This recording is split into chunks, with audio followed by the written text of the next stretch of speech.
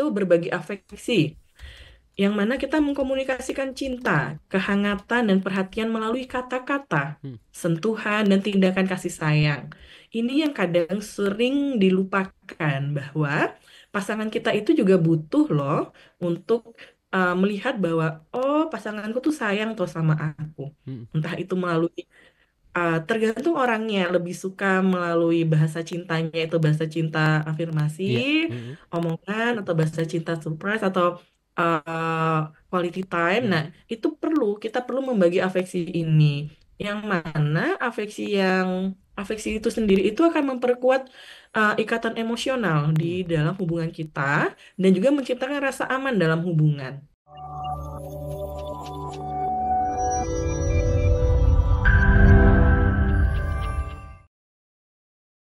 Satu yang cukup menarik Mbak Friska ini adalah soal komunikasi. Saya rasa komunikasi ini selalu menjadi PR, baik yang pacaran maupun juga sudah menjadi sepasang suami istri. Mengkomunikasikan dengan pasangan ini selalu menjadi PR dan cukup tricky untuk bisa dilakukan. Sebenarnya teknik komunikasi apa sih yang tepat untuk kita bisa lakukan bersama dengan pasangan, terutama dalam menunjukkan apa yang kita pengen dalam sebuah relationship tersebut, Mbak Friska? Oke, terkait tentang teknik komunikasi ya.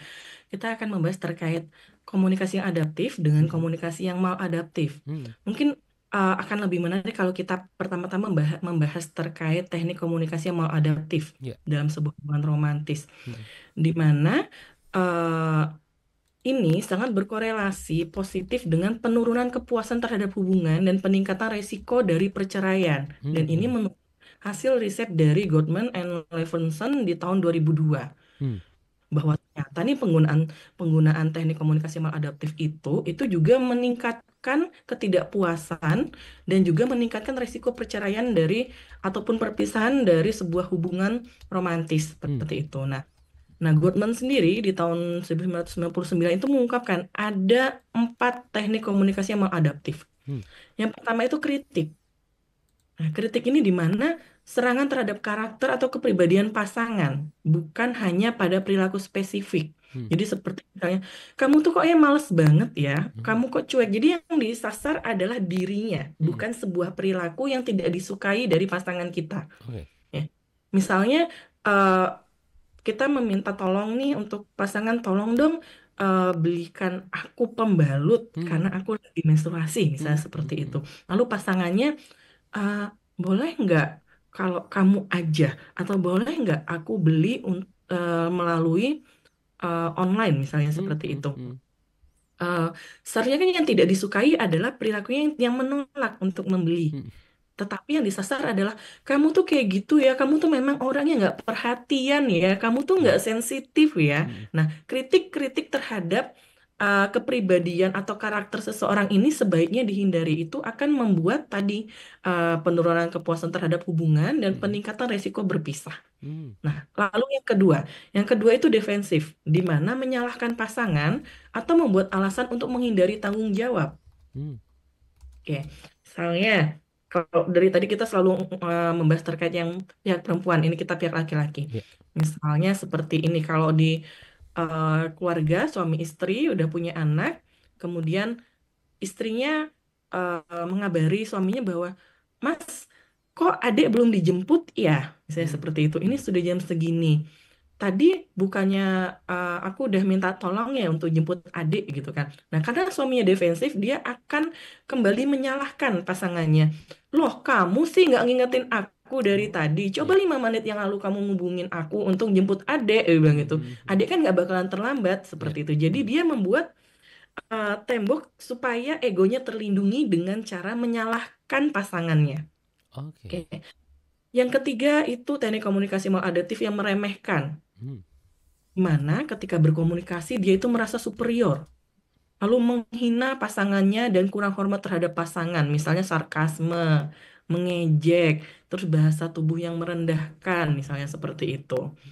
Nah, kemudian yang terakhir ada teknik komunikasi maladaptif yang menghindar, Mhm. di mana dia menarik diri dari interaksi, menolak untuk mendengarkan atau merespon yang dapat membuat pasangan merasa diabaikan atau tidak penting. Mmm. Ini sering kali kita temukan dengan alasan bahwa daripada konflik, daripada berantem, Mhm. mendingan aku diem aja, mendingan aku pergi aja, seperti itu. Oke. Tapi justru itu akan memperuncing konflik yang terjadi di dalam hubungan, seperti itu, Mas.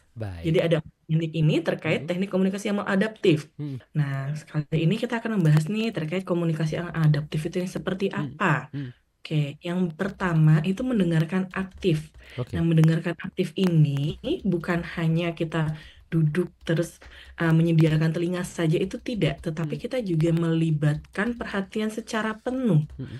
terhadap semua perkataan, baik yang keluar secara verbal ataupun bahasa-bahasa nonverbal dari pasangan. Ya. Yang mana kita juga harus menunjukkan empati nih Mhm. terhadap apa yang dirasakan, apa yang diceritakan. Kemudian mengajukan pertanyaan klarifikasi dan merangkum untuk memastikan bahwa apa yang kita pahami terhadap apa yang disampaikan oleh pasangan itu sudah tepat atau belum. Mhm. Nah, dengan mendengarkan secara efektif ini, secara aktif ini akan meningkatkan atau menciptakan rasa bahwa pasangan kita itu merasa didengarkan, pasangan kita merasa dipahami, Mhm. yang mana itu sangat esensial untuk membangun kepercayaan dan keintiman dalam sebuah hubungan. Mhm. Nah, itu tadi yang pertama.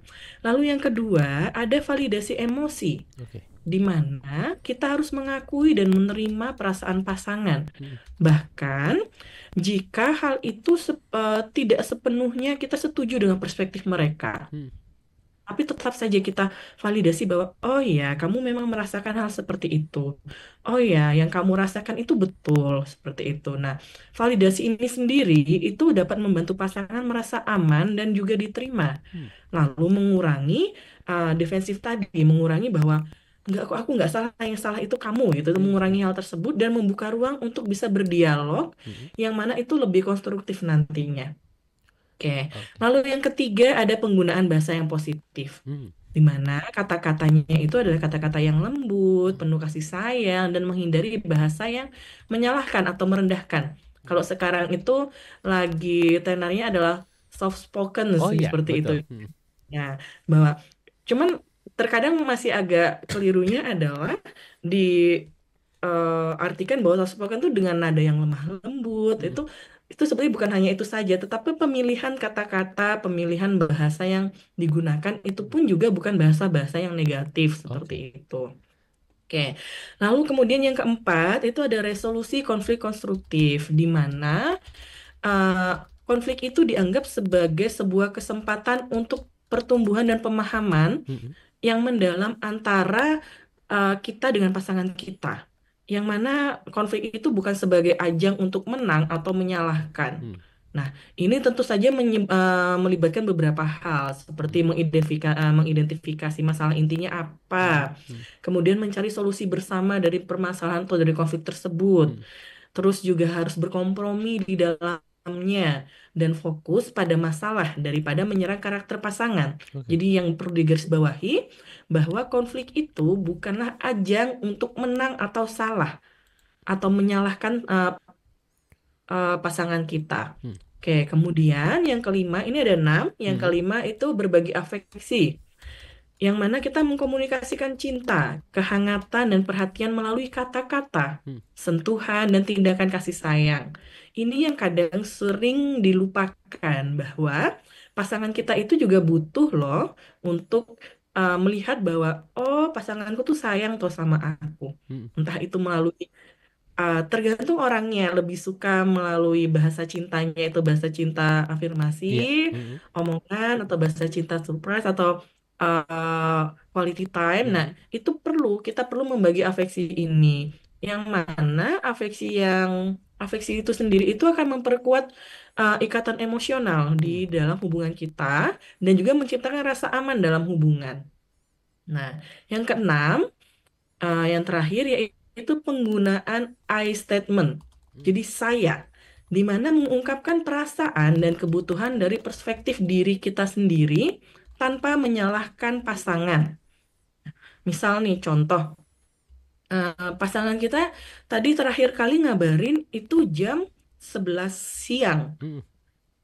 bahwa dia mau pergi, mau makan, mau mencari makan, pergi bersama teman-temannya. Mhm. Tapi sudah sampai jam 9 malam, itu kok nggak ada ya kabar dari dia Iya. ya, Hmm. seperti itu. Terus sudah ditunggu kita sampai nggak tidur juga, Hmm. kok nggak ada juga ya kabar Iya. dari dia ya. Nah terus besoknya ketemu nih sama dia. Nah yang sering kali kita dengar atau yang sering kali kita lihat di masyarakat adalah, kamu tuh kemana aja sih? Dari jam 11 nggak ngubungin aku. Kamu Hmm. kok tiba-tiba hilang ya? Hmm. Hmm. Kan aku jadi cemas. Nah, Iya. itu bahasa yang sering digunakan. Nah, tetapi mulailah kita memakai teknik I statement, Hmm. di mana itu mengungkapkan perasaan dan kebutuhan kita. Jadi Oke. misalnya seperti ini. "Eh, aku tuh cemas loh, karena dari kemarin eh, aku nggak tahu kabar kamu kemana. Hmm. Aku udah berpikir yang enggak aja, Hmm. karena aku nggak tahu kamu kemana. Aku takutnya terjadi hal-hal yang tidak tidak mengenakan, yang tidak kita harapkan Hmm. seperti itu. Jadi fokusnya adalah aku di I statementnya. Nah, Oke. Hmm. itu untuk teknik-teknik komunikasi yang adaptif, Mas. Oke, ini kelihatannya cukup menarik dan juga applicable ya untuk bisa dilakukan oleh sahabat Sonora, terutama dalam menjalin relationship bukan hanya dalam tahap pacaran saja, bahkan untuk suami istri pun ini bisa dilakukan bahkan bersama dengan anak-anak pun ini kelihatannya masih cukup relevan.